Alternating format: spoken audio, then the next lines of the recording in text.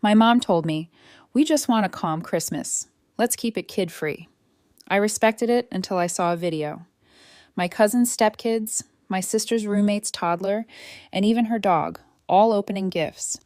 I snapped a photo of the framed certificate for a fully paid cruise, sent it to my dad, returning to sender. 2 hours later, he knocked on my door out of breath. I opened it and shouted this. The rage hit so fast, it felt like my vision blurred. I remember just standing there frozen, holding my phone in one hand and staring at the screen like it had personally slapped me. All the years of being sidelined, minimized, told to not take things personally. It all erupted in that instant. 2 weeks before, my mom had called me, said they were doing something simple and quiet for their 30th anniversary, just a small adult-only gathering. "We just want a calm celebration," she said. "Let's keep it kid-free." Kid-free, that's the word she used. Like my 3 children, 10, 7, and 4, were chaotic little burdens instead of the actual grandchildren they always pretended to love. I didn't argue. I should have, but I've played the good daughter for too long. I told my kids Grandma and Grandpa just needed a quiet night this year. We'd do something together with them later. They bought it. They always buy it. And then the video, my cousin Alyssa, the queen of social media, had posted it by accident. A full panoramic shot of the party, champagne flutes in hand, my parents grinning in coordinated outfits. The house was decked out like a wedding reception. A 5-tier cake, live jazz band, balloon arches, and kids everywhere. Alyssa's new stepkids were chasing each other around the gift table. My sister's old college roommate's toddler was literally sitting in my mom's lap while she helped him open a present. There were other kids too, ones I didn't even recognize. And there at the foot of the cake table was my mom's dog wearing a silver party hat. I don't even know what part snapped inside me first. The lie about it being kid-free, or the fact that my kids weren't even worth a courtesy mention while someone else's toddler got lap privileges. But then I saw it. The framed certificate center stage, Royal Caribbean 7-night cruise paid in full. That was the final crack. Back in April, my dad had called me saying the roof repairs had eaten their savings. Their dream anniversary trip was at risk. I sent $6,000 the next morning. I didn't even ask questions. I just did it because that's what they always expected of me. The responsible daughter, the helper, the quiet one. I took a screenshot of that damn certificate and texted it to my dad with one line, returning to sender. 2 hours later, there was loud knocking on my front door. When I opened it, there he was. My dad, out of breath, red-faced, clearly not expecting I'd say anything out loud. But I didn't hesitate. I looked him straight in the eye and shouted, "So, it was common enough for Alyssa's stepkids, a random toddler, and your dog, but not for your own grandchildren?" He stood there shifting like he didn't know whether to yell or beg. I didn't invite him in. He stepped forward anyway. "You're being dramatic," he said. That was his opening line. Not an apology, not a "let me explain," just an accusation. I didn't answer. I turned, walked into the kitchen, and let the silence stretch long enough for him to follow. He did. Always has to be the one talking. He tried to spin it. Said they didn't plan to have kids there, but people just showed up with them. Said my cousin's stepkids weren't even supposed to come. That it all just happened last minute. Apparently my mom hadn't wanted to hurt my feelings, so she didn't say anything. I actually laughed at that, like lying and excluding us somehow hurt less. Then came the real reason for his visit. "You didn't mean that text, right? About the money." I didn't answer right away. I watched his face carefully, and in that second, I saw it clearly. The fear not of losing me or the relationship with his grandkids, but of losing control, of losing access. I told him I wanted the money back. All of it. The $6,000 for the cruise, the $1,200 last year for Mom's emergency dental work, the $800 from when they couldn't cover the insurance deductible. I had receipts. He went quiet. Then he had the audacity to say, "That's family. We help each other." I asked him what part of that included lying to me and excluding my children from a celebration while someone else's toddler ate cake on my mom's lap. He didn't answer, just left.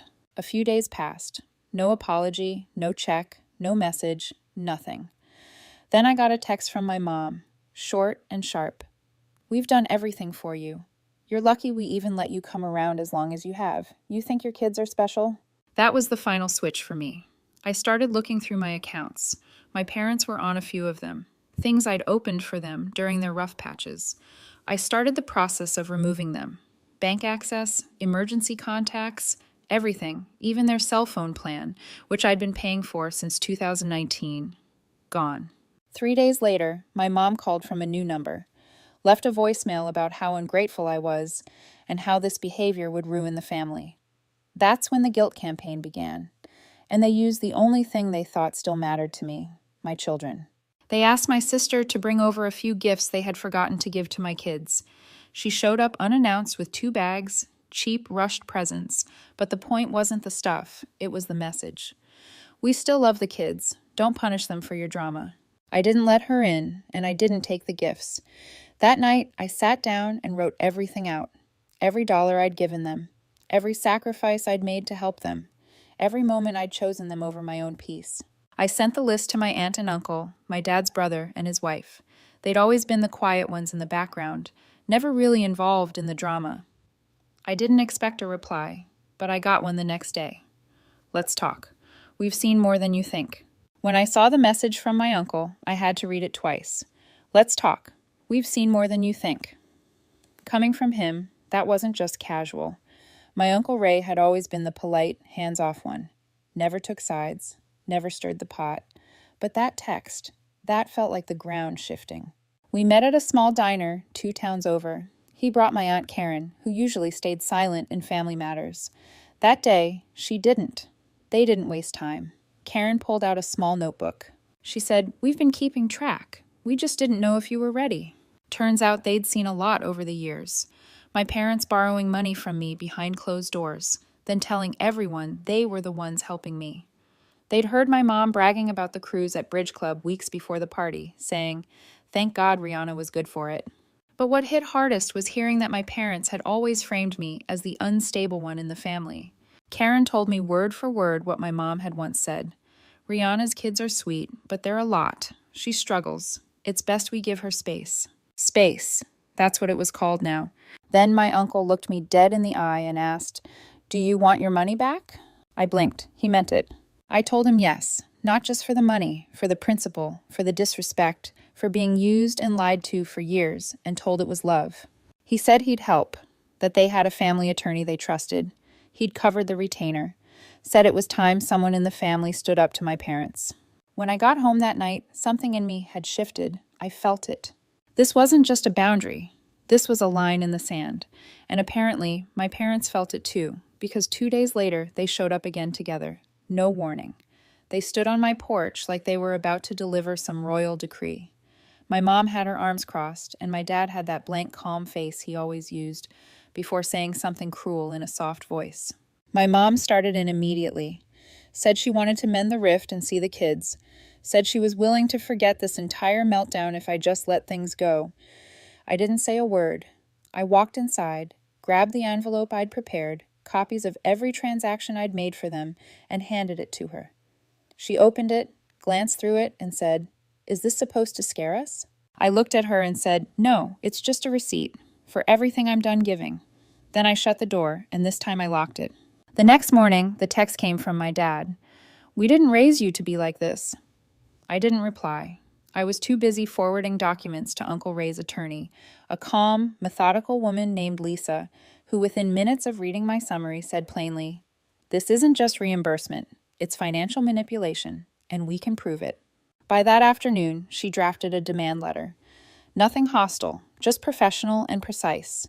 It laid out the payments I'd made, the verbal agreements we could support with texts and voicemails, and a 30-day deadline for repayment before small claims action would begin. Lisa said the amount, $6,000, plus a bit more, was solid. If they didn't respond, we'd file. I felt calm, almost too calm. It scared me how quickly I'd gotten used to treating them like strangers, but I wasn't prepared for what happened next. That night, my sister posted a photo on Instagram, our parents in her backyard, smiling around a fire pit with her and her roommate, drinks in hand. In the caption, she wrote, "Grateful for real family who doesn't keep score." I stared at it for a while, not because I was surprised she took their side, but because of what I saw in the background. A notebook. My notebook. the one I kept in my kitchen drawer where I jotted down payment dates, amounts, little reminders like Dad's oil change and Mom's prescription coverage. And there it was, lying open on a side table behind my dad's chair. I hadn't even realized it was missing. They had taken it, the day they showed up uninvited while they were trying to mend the rift. I texted Lisa immediately. She called within minutes. They took personal records from your home without permission. That's not just unethical. Depending on how they use it, it's potentially criminal. You need to document this now. So I did. I took screenshots, wrote a statement, and filed a police report the next morning for stolen property. Not because I expected a squad car to pull into their driveway, but to create a paper trail. It didn't take long before I got another message. This time, not from them. It was from my cousin Alyssa, the one who had posted the original party video. Hey, I'm really sorry. I didn't know they lied to you about the party. They said you were out of town. I stared at the message. Out of town? That was their version now? I asked her if she still had the original invite. She did, and she sent me a screenshot. My mom's name, a full guest list, a note at the bottom, kid-friendly event. Feel free to bring the whole family. My name wasn't on it. Lisa was stunned. They weren't careless. They were deliberate, and now we've got hard evidence. But that wasn't the unexpected part. The next evening, I got a knock on my door. But this time, it wasn't my parents. It was Karen, my aunt holding a small folder and what looked like a grocery bag. She handed me the bag first. Inside was my notebook, untouched. I went over to help your mom clean out the garage, found this on her desk. She doesn't know I took it. Then she opened the folder. Inside were bank statements, hers and Uncle Ray's. I saw your sister's post and I saw something else. Your mom's been pulling money from an account Ray set up for our grandkids. She used it to pay off the cruise balance. I looked at her, stunned. She didn't just lie to you, Karen said. She stole from us too. And suddenly, I wasn't the only one preparing for court. I didn't sleep that night. I just sat at my kitchen table with the folder Karen had given me, flipping through pages of statements, transfers, and names. My mom had rerouted over $2,000 from a college fund my uncle had quietly started for their grandkids years ago. Funds he never mentioned because, as he later told me, I wanted to leave something behind without all the family noise. And now that money had gone to a Caribbean cruise, lobster buffets, and poolside margaritas. Lisa was stunned again. This changes everything, she said. It's no longer just your claim. We have multiple cases of misrepresentation, maybe even fraud. That week, Karen and Uncle Ray both retained Lisa officially. I watched them sign the paperwork at her office. Ray didn't say much. He just looked tired. But when he handed me a check later that day to cover my $6,000 while we waited for legal action, I actually teared up. I want you to use this how you want, he said. Not for bills, not for court, for you and the kids. I didn't answer then, but I knew what I was going to do with it. My parents didn't stay quiet for long. Word got around somehow that Lisa had sent official letters. Maybe my sister told them. Maybe they saw the police report come through. But either way, the next move came fast. They posted on Facebook. A long, dramatic post from my mom with a filtered photo of her and my dad looking tearful on the beach. Caption read, 30 years of love and loyalty, now being torn apart by lies and greed.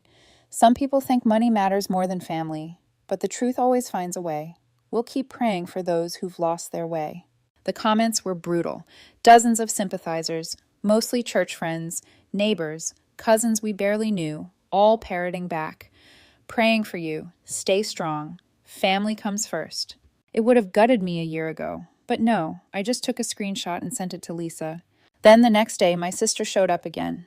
This time with our mom in the car parked down the street, clearly visible, but pretending not to watch. My sister handed me a handwritten letter. I didn't open it. You're seriously tearing the whole family apart over a few thousand. I told her I wasn't discussing anything outside of legal channels anymore. That's when she said it. They're thinking about suing you for defamation, for emotional distress. I stared at her for a second, then said calmly, let them. And I meant it because here's what I knew. The more they pushed, the more they exposed themselves. Lisa had already gathered everything. The invite, the notebook, the bank records, the voicemail, the fake narrative, the witnesses, all of it. My parents thought they were playing chess, but I had stopped playing. And that weekend, I did something I hadn't done in years. I booked a vacation, just me and the kids, a place by the coast with a rental cabin and 0 cell service. I wasn't going to post about it. I wasn't going to tell anyone. But when I saw the confirmation email, the one that said paid in full, I finally let out a breath I hadn't realized I'd been holding, and I smiled. The first morning at the cabin, I woke up to sunlight streaming through the windows and the sound of my youngest whispering, "Mom, there are deer outside." No notifications, no emails, no drama. Just a mug of coffee, the scent of pine, and my kids playing a board game on the floor like it was 1998. It was the first time in years I felt peace without guilt. We spent those 7 days swimming in the lake, roasting marshmallows, and falling asleep to the sound of crickets instead of phones buzzing. I didn't check Facebook. I didn't open texts. I turned off every alert. I didn't owe anyone anything. One evening, we were sitting around the fire pit, and my oldest asked, "Are Grandma and Grandpa still mad?" I looked at him and just said, "I don't know. And it's not our problem anymore, guys." It wasn't. That was the difference now. When we got home, I found a certified letter in my mailbox from their lawyer, except it wasn't what I expected. It was a short official notice stating they had no intention of moving forward with legal action. Lisa called it a bluff withdrawal. They figured out pretty quickly who had the stronger case. She said they folded. But what got me wasn't the letter. It was what came the next week, a package. No return name, just a small white box. Inside, wrapped in tissue paper, was my mother's wedding ring. The note said, "Maybe this means more to you now than it does to us." It didn't. I dropped it at a pawn shop on the other side of town. Didn't even look at the price. Used the cash to buy the kids' bikes. They deserved movement. Forward. Free. Fast. I haven't heard from them since, but Karen calls every Sunday. Ray sends postcards to the kids from random diners he finds on his motorcycle trips. Last month, Lisa helped finalize a court agreement requiring my parents to repay the loan in monthly installments, tracked and enforceable. We didn't do it for the money. We did it for the record. And every time I see that line on my bank statement, deposit $250, court settlement, I feel one thing: freedom. Not revenge, not bitterness, just closure. Because the truth is, they didn't cut me out. I walked away, and I took the best parts of my life with me. For the first time in decades, I wasn't the designated fixer, the good daughter, the financial safety net. I was just Rihanna, a mom of 3 who finally realized that love without respect isn't love at all. I started small, morning walks, journaling, reading to my kids at bedtime without my phone buzzing on the counter.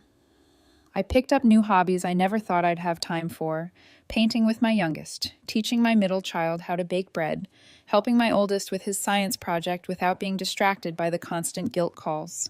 And with each day, I felt lighter, like I was stepping out of a fog I hadn't even realized I'd been living in. My kids noticed it too.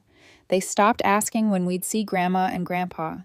They stopped waiting for promises that never came. Instead, they leaned into the life we had right in front of us.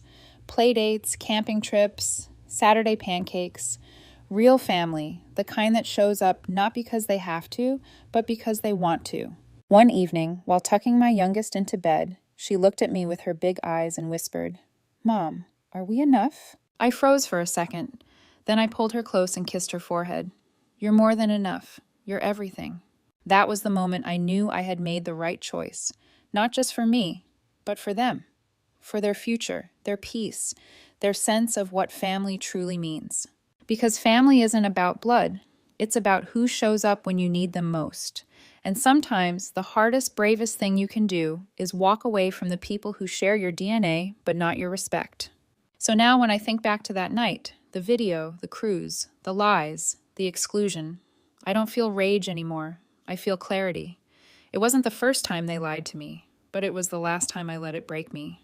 And every time I see my kids riding their bikes, wind in their hair, laughter spilling into the air, I remember exactly where the money from that pawned wedding ring went. Into freedom, into joy, into us. I don't know if my parents will ever try to reach out again. Maybe they will. Maybe they'll never speak to me for the rest of my life. But either way, I'm at peace with it. Because I finally learned that my worth was never measured by how much I could give them. It was always measured by the love I poured into the people who mattered most, my children. And that's something no one can take away from me. So yes, they lost a daughter, but I didn't lose a family. I found one, right here under my own roof, around my own table, in the quiet laughter of my kids as they drift to sleep. And that finally is enough.